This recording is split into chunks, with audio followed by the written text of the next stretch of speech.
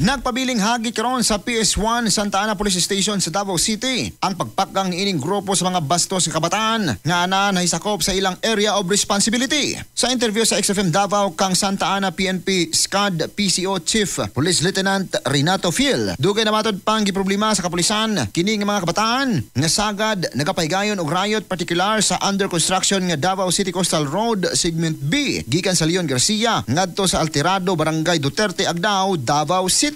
Dugang butyag nini nga daghang higayon na nga atol sa ilang pagresponde sa lugar kung asan maabtan sab niini ang mga nalambigit sa riot. Giingong walay gisanto ang maong kabataan, lakip nga ginalabay niini ang kapulisan diin niini lamang milabayng bulan adunay pulis auxiliary ang nihubag ang tiil human maigo sa pagpangbato sa maong grupo sa mga minor di edad.